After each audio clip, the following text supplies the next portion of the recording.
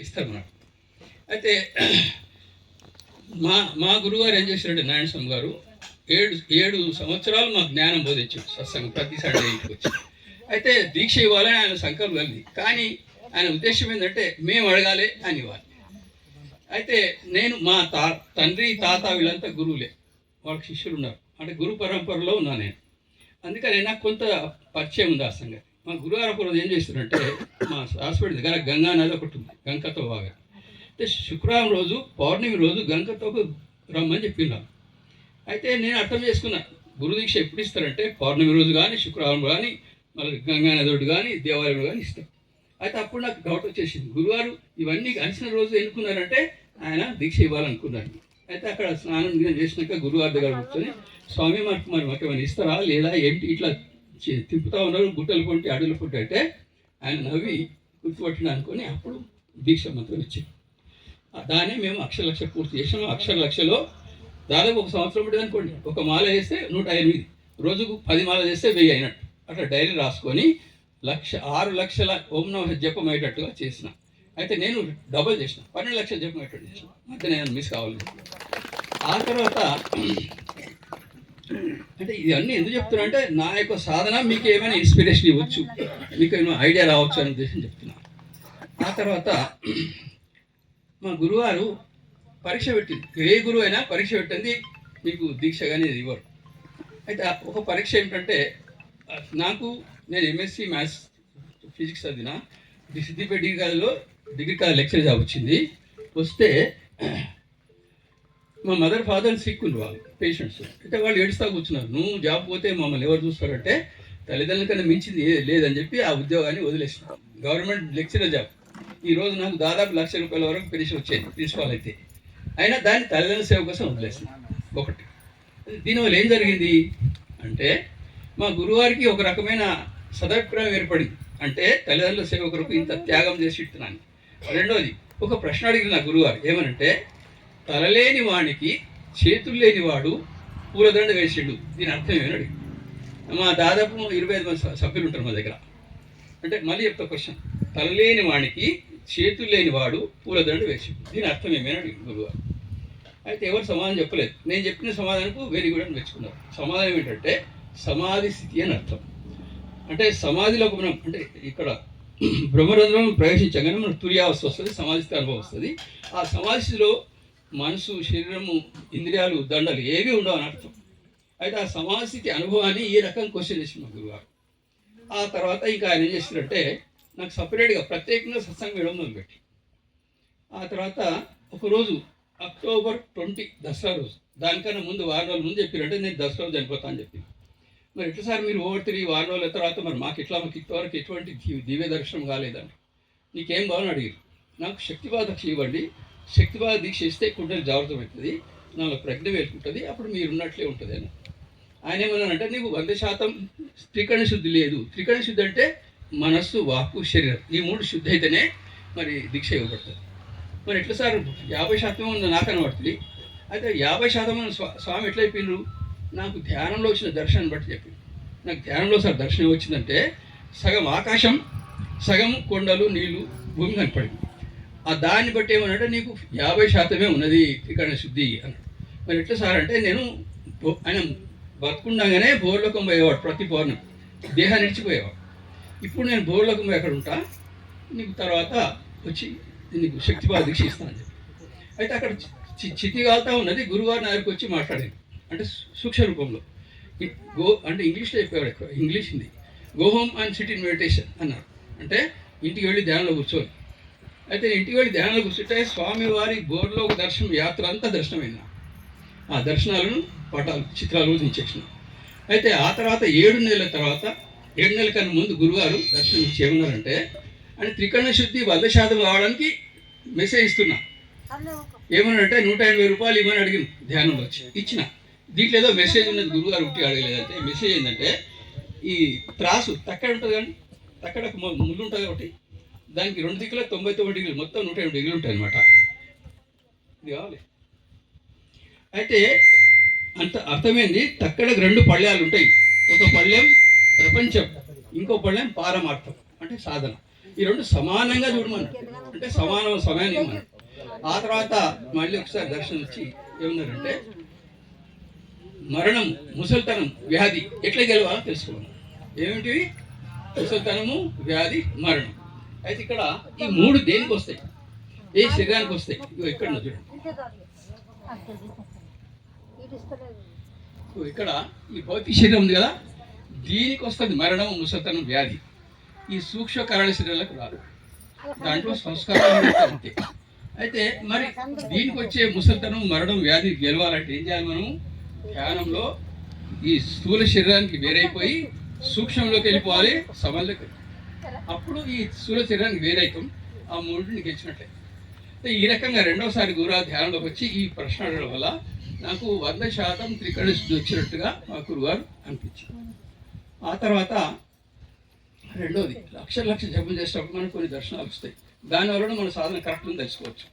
ఒకసారి నాకు ఆంజనేయ స్వామి చేతిలో జపం పట్టుకొని దర్శనం ఇచ్చింది స్వప్నం. నేను రామంటే ఆయన రామంటే లేకపోతే ఊరుకుంటుంది. దీని గురించి మా గురుగారు చెప్పిన. ఆయన ఏమన్నాడంటే ఇది నీ ఊహ మాత్రమే, నిజం కాదు. ఒకవేళ నిజం కావాలంటే తెల్లారి ఆ జపాలు నీ చేతులు ఉండాలన్నారు. రెండవసారి ఒక సాధుమారి దర్శనం ఇచ్చింది 4 గంటల రాత్రి. ఏమని? రామచంద్రిక నామనులాగా కటే బంధనగా కైసే ధార. రామనామం చెప్పించకపోతే సంసార బంధం తాడు ఎట్లా చేస్తుంది దాని అర్థం.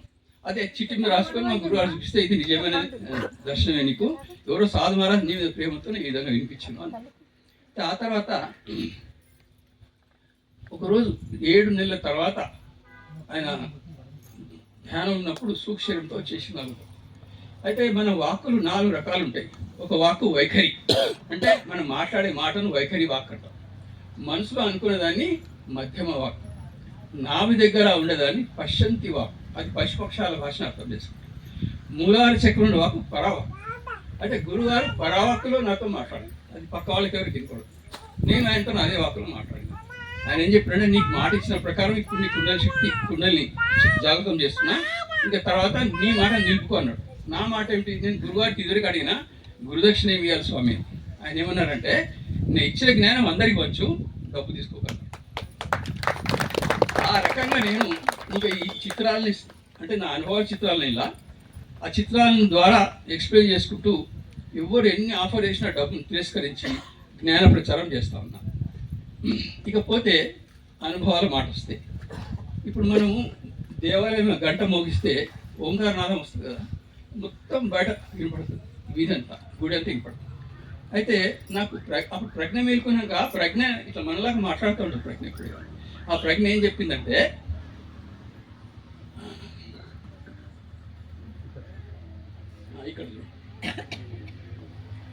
ఇక్కడ ఓం అంటే ఇంగ్లీష్లో ఓ పక్కకి ఎం ఉంటుంది. అయితే ప్రజ్ఞ అనేది ఆ ఎంను ఓ లోపల చూడమని, ఇట్లా ఇప్పుడు సూర్యుడు రౌండ్ ఉంటాడు అందులో ఎం, చంద్రుడు రౌండ్ అందులో ఎం, అట్లా ఓం చూసుకుంటే ధ్యానం చేయమని. అయితే అట్లా ఓంకారనాదం ధ్యానం చేస్తూ ఉంటే మొత్తం శ్వాస, ముక్కు రంధ్రాలు, కన్ను రంధ్రాలు నోరు చేస్తే నా సుషుమ్న నాడిలో దివ్యమైన వెలుగు ప్రకటించబడింది, నాదం వినపడింది. ఆ రకంగా నాకు దివ్యమైన దర్శనం వచ్చేసింది, దేహస్పృహ పోయింది. ఆ తర్వాత మళ్ళీ ఒకసారి ఏం జరిగిందంటే మా గురుగారు ధ్యానంలోకి వచ్చేసి ఈ బ్రహ్మరంధ్రాన్ని శంఖం యొక్క మూతి ఉంటుంది, శంఖంకు రంధ్రం ఉంటుంది కదా, ఆ రంధ్రం బ్రహ్మరంధ్రంగా తీసుకొని అక్కడి నుంచి తలకాయను శంఖంలాగా భావించి ఆయన ఓంకారనాదం ఊది. దానివల్ల నా దేహంలో ఓంకారనాదం ప్రసరించి. అయితే అదే కాకుండా ఈ చర్మ రంధ్రాలు ఉంటాయి కదా, చర్మానికి రంధ్రాలు ఉంటాయి, ప్రతి రంధ్రము శంఖంగా భావించి దాంట్లో ఓంకారనాదం గురుగారు ఊతున్నట్టుగా భావిస్తే దేహం అంతా ఓంకారంతో నిండిపోయి ధ్యాస లేకుండా పోయింది, వెలుగు నాదం తప్ప ఇంకొకటి ఏమి. అయితే ఇక్కడ ఈ వెలుగునాద సాధన గురించి ఇక్కడ ఈ చాట్లో ఇక్కడ చూడండి, ఇది సుషుమ్న నాడి. సుషుమ్న నాడిలో 3 నాడులు ఉంటాయి. బయట నాడి వజ్రి నాడి, లోపల నాడి చిత్రి నాడి, ఆ లోపల బ్రహ్మనాడి. అయితే బయట వజ్రి నాడిని యాక్టివేట్ చేసిన ధ్యానంలో మనకు వెలుగు కనబడుతుంది. ఇక్కడ వెలుగు అంటే అగ్నితత్వం, అంటే బుద్ధి, దానివల్ల బుద్ధి లయమవుతుంది. తర్వాత లోపల చిత్రి నాడి, దాంట్లో ఓంకారనాదం వినపడుతుంది. ఓంకారనాదం శబ్దం అంటే ఆకాశత్వం, మనసుకు సంబంధించి. అయితే ఆ నాదం మనం లోపల నుంచి, అది నాదం నిరంతరం నడుస్తూ ఉంటుంది, మనకు వినపడదు, అంతే సూక్ష్మంగా ఉంటుంది. నువ్వు ధ్యానంలో నీ మనసు సూక్ష్మం అయిపోతే అప్పుడు వినపడుతుంది. ముఖ్యంగా కుడి చెవిలోంచి వినపడుతుంది ఓంకారనాదం. అయితే ఎప్పుడైతే ఈ వెలుగు నాదం రెండు వింటామో మన మనసు బుద్ధి లయమైపోతే మన ఎరుక నశిస్తుంది. ఎరుక అంటే ఏంటి? ఈ దేహం ఎరుక, ప్రపంచం ఎరుక, వీళ్ళందరూ గుర్తుపట్టే ఎరుక. ఆ ఎరుక ఎప్పుడు లయమైతో మిగిలింది బ్రహ్మానుభవమే. అప్పుడు మనం బ్రహ్మరంగంలో ప్రవేశించి బ్రహ్మానుభవంలో లీనమైపోతాం. అదే రకంగా దాన్ని మోక్షం పుచ్చుకున్నాం. అంటే నిజానికి బ్రహ్మ, విష్ణు, మహేశ్వరు వీళ్ళంతా దేవతలు. కానీ నిజమైన దేవుడు ఎవరే అంటే బ్రహ్మమే. వీళ్ళంతా బ్రహ్మ నుంచి వచ్చింది. పంచభూతాలు, ప్రకృతి అంతా బ్రహ్మ నుంచి వచ్చింది. నిజానికి బ్రహ్మంలోంచి ప్రకటించబడింది మొట్టమొదటి శక్తి. అంటే ఫిజిక్స్లో సూత్రం ఉంది, శక్తి పదార్థంగాను, పదార్థం శక్తిగాను మారుతుంది. అయితే ఇక్కడ ఆ శక్తి నుండే పంచభూతాలు ఏర్పడినాయి. వాటి పరస్పర కలయిక వల్ల మొత్తం సృష్టి ఏర్పడింది. అయితే మన లక్ష్యం ఏంటి? మోక్షాన్ని చేరడం, పరమాత్మను చేరడం, బ్రహ్మానుభవం పొందడం, పరమపదం చేరడం. అయితే ఆ లక్ష్యం నెరవేరాలంటే మనకు ఈ ప్రపంచం మీద ఉన్నటువంటి ఆసక్తి, అంటే 6 శత్రువులు మనకు ఏమిటి? అరిషడ్ వర్గాలు అంటాం వాటి. అది కామ, క్రోధ, లోభ, మోహ, మద, మత్సర్య. ఈ 6 మనల్ని బాధిస్తూ ఉంటాయి. మనం తెలియకుండానే మన మీద కబ్జా చేసేస్తాయి. అయితే దానివల్ల మనం బయటి ప్రపంచంలో పరిగెడతాం, సుఖ దుఃఖాలు అనుభవిస్తూ ఉంటాం. కానీ లోపలికి ప్రయాణం సాగదు. కానీ ఫస్ట్ గురువు ద్వారా దీక్ష తీసుకొని 6 లక్షలు లక్ష జపం చేసినట్లు, లక్ష జపం చేసినట్లయితే తర్వాత గురువారి వల్ల మోక్ష దీక్ష దొరుకుతుంది. అదే శక్తిపాద దీక్ష. దాని తర్వాత ప్రజ్ఞ మేల్కొని ఆజ్ఞలో ప్రవేశిస్తే ఇంకొక విషయం, ప్రధాన విషయం చెప్పాలి ఏంటంటే మనకు 7 చక్రాలు ఉన్నాయి. ఇంతవరకు 5 చక్రాలే. ఈ 5 చక్రాల్లో పంచభూతాలు ఉంటాయి. మూడవ చక్రం పృథివీ, స్వాదిష్టాన చక్రం జలం, మణిపూరక చక్రం నాభి దగ్గర ఉండేది అగ్నితత్వం, హృదయం నుండి అనాహత చక్రం వాయుతత్వం, ఈ గొంతులో ఉండేది విశుద్ధ చక్రం అంటే పంచభూతాలు ఇంతవరకు ఉంటాయి. అయితే ఒక్కో భూతానికి సంబంధించి ఒక చక్రం ఉంది కదా. ఈ 5 చక్రాలే ఈ శరీరం నడిపిస్తూ ఉన్నాయి. అయితే ఇక్కడ ఆగ్నేయ చక్రంలో పంచభూతాలు లేవు. రెండవది ఇది త్రివేణి సంగమం, అంటే 3 నాడులు రాస్తాడు ఈడ పింగళ సుషుమ్న. అంటే ఈ బృకిట్లో ప్రవేశించాక నిజానికి ఒక రహస్యం ఉంది ఇక్కడ. అంటే ఈ రహస్యాలను చెప్తే కానీ మీకు ఐడియా కాదు. గడికోట సత్యనారాయణ స్వామి గారు జీవ బ్రహ్మైక రాజయోగ సారాంశం గ్రంథంలో ఈ రహస్యాన్ని వివరించారు.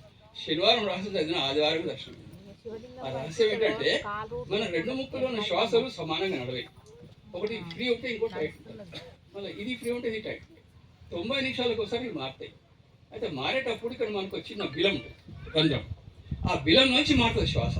ఎడమ నుంచి కుడికి, కుడి నుంచి ఎడమ 90 నిమిషాలకు ఒకసారి, గంటన్నర. అయితే ఆ రోజు శనివారం నేను ఏం చేస్తున్నా 12 గంటల ధ్యానంలో కూర్చున్నా. 1:30 దాకా కదలకుండా కూర్చోను, ఏది కదలకూడదు. అయితే 90 నిమిషాలు అయిపోయింది. అప్పుడు ఏమైంది? బిలంలో పోయింది శ్వాస. నేను శ్వాసని మనసు పెట్టినాక బిలంలో ప్రవేశిస్తే బిలం నుంచి లోపలికి మహానాడి ఒక నాడి ఉంటుంది. ఆ నాడిలో ప్రవేశించిన ఆ ప్రవేశం ఎటువంటి అనుభవం అంటే ఒక బోర్బాయిలో మనం దుంటే ఎట్లా అనిపిస్తుందో అటువంటి అనుభవం కలిగింది. ఆ తర్వాత గురువారు వచ్చేసారు, ఆయన శక్తిపాతం చేసిరు. దానివల్ల కుండలి జాగ్రత్తమైంది. మీరు మాట్లాడకపోతే వినబడుతుంది, మీరు మాట్లాడకపోతే కరెంట్ మీద. అయితే ఎప్పుడైతే నేను ఇలా ప్రవేశించానో ఆజ్ఞా చక్రంలో, అయితే గురువారు శక్తిపాతం చేసినప్పుడే ఒక్కొక్క చక్రం దాడుతూ ఉంది. ఏది? కుండలి శక్తి. ఎంత దివ్యమైన వెలుగు ప్రకాశం ఉందంటే, అయితే ఈ కుండలి జారడం 4 రకాలు ఉంటుంది. కీలక మార్గం, మండుక మార్గం, మర్కట మార్గం, విలంగం. కీలకం అంటే ఒక పురుగు అంటే కొన్ని నెలలు పడుతుంది ఇక్కడ రాని. ఇక మర్కట మార్గం అంటే ఒకవైపు ఉంటుంది. మండుకం అంటే కప్ప, అది గెంతినట్టుగా. అట్లా ఒక్కో చక్రం దాటుకుంటే చాలా స్లోగా. కానీ విహంగా మాత్రం పక్షి రివ్వున పైకెరిగినట్టుగా మూల చక్రం నుంచి కుండలి ఆజ్ఞకు. అయితే మాకు గురుగారు విహంగ మార్గం దర్శనం అనుగ్రహించి ఒక్కో చక్రం దాటుతూ ఉంటే ఆ పంచభూతం యొక్క వెలుగు కనబడింది. ఉదాహరణకి మూలాధార చక్రం పృథ్వీ తత్వం అంటే ఆరెంజ్ కలర్, అదే స్వాదిష్ట చక్రం జలతత్వం తెలుపు కలర్, ఆ తర్వాత మణిపూరకం అగ్ని ఎరుపు రంగు వెలుతురు, అనాహతం వాయుతత్వం గ్రీన్ ఆకుపచ్చ రంగు వెలుతురు, విశుద్ధం ఆకాశం అంటే నీలి రంగు వెలుతురు. ఇట్లా వెలుతురులు కనబడుతూ ప్రయాణిస్తూ ఆ గెలు ప్రవేశించగా ఇటువంటి దర్శనం ఏంటంటే మొత్తం విశ్వ దర్శనం అయిపోయింది. అంటే గ్రహాలు, నక్షత్రాలు, దివ్యమైనటువంటి నీలి రంగు వెలుతురు, ఇవన్నీ దర్శనం వచ్చింది. అయితే అప్పుడు నాకు ఒక రకమైన తన్మయత్వం వచ్చేసింది. ప్రజ్ఞ మేల్కొని మాట్లాడడం మొదలుపెట్టి అప్పుడు ప్రజ్ఞతో నేను ప్రశ్నించిన, ఏమని? అమ్మ, మరి తర్వాత స్థాయి ఏది? ఇప్పుడు ఆజ్ఞా చక్రం నాకు పరిచయం అయింది. దీని తర్వాత ఏం స్థాయి అంటే సంగారెడ్డిలో శివరామ్ సింగ్ అని మా ఫ్రెండ్ ఒక ఆయన ఉండేవాడు, చనిపోయింది అనుకో, కలెక్టరేట్లో పనిచేసేవాడు. అయితే ఆయన హిమాలయాస్ పోయి ఒక బుక్ తెచ్చిండు, అది తీసుకొని చదువు తెలుస్తుంది. నాకు భలే ఆశ్చర్యం వచ్చింది. మా ఫ్రెండ్ పేరిట తెలిసే, ఆయన తెచ్చిన పుస్తకం సంగతి తెలిసే. అంటే ప్రజ్ఞకు త్రికాల దర్శనం ఉంది, భూత భవిష్యత్ వర్తమానం తెలుస్తుంది దానికి. అంటే వెళ్ళి మా ఫ్రెండ్ ఆ బుక్ తెచ్చిన చదివిన, దాంట్లో ఏం తెలిసిందంటే ఇక్కడ బాపనోడు జుట్టు వేస్తారు చూడండి, ఆ జుట్టు దగ్గర బిందు అనే స్థానం ఉంటుంది. సంస్కృతంలో బిందు అంటే స్పిట్ అని అర్థం, అంటే అది విత్తనం అనుకో. భగవద్గీత ఏముంది, ఊర్ధ్వములో మదశాఖం అని మన శరీరం గురించి రాసింది. ఈ కాళ్ళు చేతులు కొమ్మలు తలకిందు ఉన్న మన చెట్టు, శరీరం తలకిందు చెట్టు. ఇది బిందు అంటే విత్తనం, ఇక్కడ నుంచి ఏరు మీద పోయిన అర్థం. అయితే దాన్నే అమనస్క స్థితి అంటారు, అక్కడ మనసు లయమైపోతుంది. ఆజ్ఞ చక్రంలో మనసు ఉంటుంది, కానీ మనసు ప్రజ్ఞతో పనిచేస్తుంది. సాధారణ మనిషి మనసు సాధారణంగా పనిచేస్తుంది, కుండలి జాతమైన మనిషి ప్రజ్ఞతో పనిచేస్తుంది. ఈ ప్రజ్ఞ విశేషం ఏంటో దీని తర్వాత 2 ఎగ్జాంపుల్ చెప్తాను, అనుభవాలు చెప్తా కూడా పుస్తకం రాసినవి కాదు. అయితే ఆ తర్వాత సహస్రాలను ప్రవేశించడం జరుగుతుంది. సహస్రాలంలో తూర్యావస్థ అంటాం, అంటే జాగ్రత్త, స్వప్న, సుషుప్తి, తూర్య 4 అవస్థలు ఉన్నాయి మనకు. ఇప్పుడు మనం మాట్లాడేది జాగ్రత్త అవస్థ, స్వప్నంలో దిగేది స్వప్నావస్థ, గాఢ నిధులు ఉండేది సుషుప్తి అవస్థ, దానికైనా పైది ఇది తూర్య అవస్థ, అదే సమాధి స్థితి అని చెప్పొచ్చు. అయితే ఈ అవస్థలో వెళ్ళినప్పుడు మనకు ఒక రకమైన దివ్యమైన జ్ఞానం వస్తుంది. రెండవది, ఒక్కసారి ఆజ్ఞ చక్రంలో ప్రవేశించడం అంటే ఇంక కింది చక్రం దిగడం సంభవమే కాదు. అది ఎప్పుడు మనతోని భగవంతుని స్వరంలో ఉంచుతుంది, ప్రశ్న తారణతో జవాబు కానీ అటువంటి స్థితి మన సాధనంతా తానే నిర్వహిస్తూ ఉంటాం. అయితే ఇక్కడ ఈ సందర్భంలో మీకు ఒక అంటే ఈ ప్రజ్ఞ యొక్క విశేషం ఏంటో చెప్పు. ఒకసారి ఏమైందంటే మా సత్సంగంలో టీచర్ వచ్చింది సత్సంగానికి సండే, ఆయన హార్ట్ పేషెంట్. సడన్గా నాకు గుండె నొప్పి లేస్తుంది అని అరుస్తూ ఉన్నాడు. అరుస్తూ ఉంటే ప్రజ్ఞ ఏం చెప్పిందంటే ఆయనకి షేక్ హ్యాండ్ ఇవ్వు తక్కువైపోతుంది. దాంతో ఆయనకు షేక్ హ్యాండ్ ఇవ్వండి సార్, షేక్ హ్యాండ్ ఇస్తే ఇమ్మీడియట్ తక్కువైపోతుంది. దాంతో ఆయన నాకు నొప్పి తక్కువైసారి కావద్దు, దవాఖాన పోవద్దు, ఈయన సత్సంగం. ఇంకా రెండోసారి ఏమైందంటే అంటే ప్రజ్ఞ యొక్క విశేషం చెప్తున్నాడు. ఒక ముస్లిం అమ్మాయి స్టూడెంట్ ట్యూషన్కి వచ్చేది. వాళ్ళ అక్కకు పెళ్లి ఖాయమైతే సార్ ఎన్నో సంబంధాలు వచ్చినాయి, ఏమో అంటే తీసుకురామని తీసుకొచ్చి వాడు ముస్లిం మురక వేసుకుంటారు కదా, ఆ మురక తీసేవి తీయగానే ఆ ముఖంలో పాము కనబడింది నాకు. అంటే ఆమెకు సర్పోదశం అనేది, అందుకే పెళ్లి జరుగుతుంది. అయితే మా ఊళ్ళో శ్రీనివాసమూర్తి గారని ఒక పట్టుకున్నాడు, ఆయనకు ఫోన్ చేసి చెప్పాడు, మీకు ముస్లిం అమ్మాయి వస్తుంది, ఆమెకు సర్పోదశ నివారణ జపం చేయించండి అంటే సార్ అన్నాడు. చేసిన తర్వాత 2 నెలలకు అమ్మాయి పెళ్లి. అంటే అర్థమైంది, మనకున్న దోషాలు ఉన్నంత వరకు ఆటంకాలు వస్తూ ఉంటాయి, కానీ దోషాలు మనం గుర్తిస్తే దానికి పరిష్కారం చేస్తే ప్రయత్నం చేస్తే దోషాలు. ఇంకొక సిటీ మా హాస్పిటల్ సిటీలు ఉంటాయన్నా, సంవత్సరం నుంచి వాళ్ళ ఇంటి పంచాయతీ పరిష్కారం అయితే లేదండి. నాకు వచ్చి సార్ ఇట్లా పరిష్కారం అయితే లేదు, 1 సంవత్సరం తిరుగుతున్నా అంటే కళ్ళు మూసుకుంటే ఏమైంది నల్లచ్చిమని కనపడినా. నేను చెప్పిన నువ్వు నల్లచ్చిమ చక్కెర వేస్తా ఎప్పుడే అంటే పోయి చక్కెర వేసి 2 రోజుల పరిష్కారం అయింది, స్వీట్ ప్యాకెట్స్. అంటే అర్థం ఏంటి, ఆయనకు ఆటంకపరిచే దోషం అవుతుందో అది చీమలకు చక్కెర అయిన వాళ్ళు తొలిగిపోయి పని అయిపోయింది. ఇంకొక విషయం అంటే ఇవన్నీ ప్రక్రియ జరిగిన విషయాలు చెప్తుంది. గంజాయి మాకు ఒక ప్లాట్ ఉండేది 30 గజాలు, అది మా 3 అడవుల పేరు మీద రిజిస్ట్రేషన్ ఉన్నది. అంటే పక్క ఆయన వేసాడు, మాకు ఇచ్చేయండి సార్, మా పనికి వస్తుంది, వాళ్ళు కలుస్తారంటే ఇచ్చేసాము. ఇంకా రిజిస్ట్రేషన్ కాలేదు, అడ్వాన్స్ ఇచ్చాడు. అంతలోనే మా హాస్పిటల్ మున్సిపాలిటీ చైర్మన్ ఆడ ఉండే జయమ్మ, ఆమె కొడుకు పిల్లవాడు విశ్వనాథం, ఆయన ఏం చేసిండు, మా 6 ప్లాట్ల ముందర రోడ్ అంతా కబ్జా పెట్టేసి ఒకటి అమ్మేసి. అంటే పక్క ఆయన ఫోన్ చేయండి సార్, ఇట్లా మన ప్లాట్ల మీద రోడ్డు అని కబ్జా పెట్టి అమ్మేసుకుని సార్, మాకు తిరగనికి రాదు ఎట్లా అన్నట్టు. అంటే ఎంత నా ప్లాట్ ఆయన కొన్నాడు, అందుకే అడిగింది. మీరు ఏం చేయాలి, ఎవరి దగ్గర పోవాలంటే ప్రజ్ఞ అనేది ఎవరి దగ్గర పోకు, ఇంటి దగ్గర కూర్చో, అదే పరిష్కారం అవుతుంది. అంటే ఎవరి దగ్గర పోలే ఏ ప్రయత్నం చేయలేదు. ఏం జరిగింది, ఆ 6 ప్లాట్లను కానిస్టేబుల్ ప్లాట్ పడుతుంది, ఆయనకు హైకోర్టు జడ్జి చుట్టమవుతారట. ఆయన హైకోర్టు జడ్జి దగ్గర పోయి ఆ జడ్జి వేసి జడ్జి హైకోర్టు నుంచి 3 నోటీస్ పంపించాడు.